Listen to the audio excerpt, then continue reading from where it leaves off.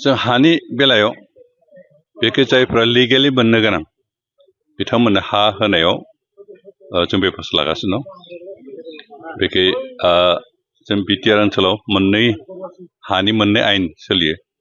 मोनसेया 6 सिडिउलनि आयेन आरो मोनसेया ट्राइबेल बेल्ट ब्लकनि आयेन। आरो बे मोननैबो आयेना जोंनि बे बिटिआर ओनसोलाव सोलिगासिनो दं।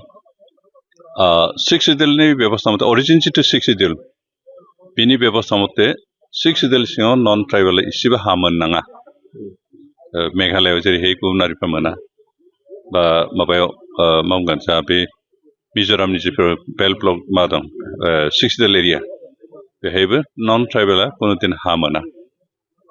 खिन्थु जोंनि बिटिआर ओनसोलाव 6 सिडिउलबाबो बे एमेन्डेड 6 सिडिउल जानायखाय बेवहाय 2003 मायथाइनि सिगाङावनो जायफोर नन ट्राइबेल बे ओनसोलाव दंमोन बिथांमोनाबो हा मोननायनि मोन्थाय दं आरो बिथांमोननो जों होनायनि राहा लामाखौ लाबाय थादों। इटिमेटिबो गोबावनो होबाय।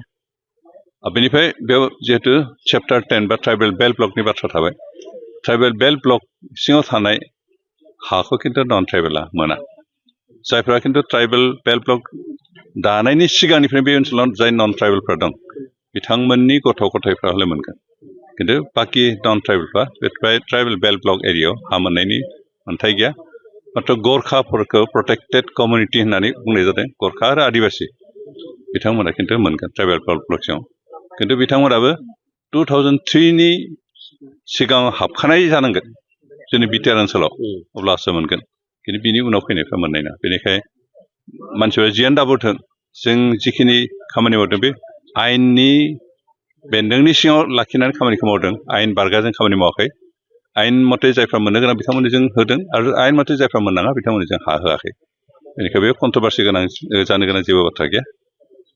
जों आयेना जिबायदि थिनदों लेन्ड ल बेल्ट ब्लकनि आयेन आरो ओमफ्राय 6 सिडिउलनि जिथु आयेन हानि बिथिङाव बे आयेन मथे जों खामानिखौ मावदों। बेनिखायनो सोरबा दावराव दावसि खालामदोंबाबो बियो रज'नाय नङा। सोरबा मोननाङि मानसि मोननांगौ होनना होस्रिखावबो बे मोननाय नङा। खारन आयेना बिथांनो हयथ' बे मोननायनि राइट होआ। जों आयेन मथे खामानि मावदों। आयेना जेरै लाङो बिदि मावलांगोन।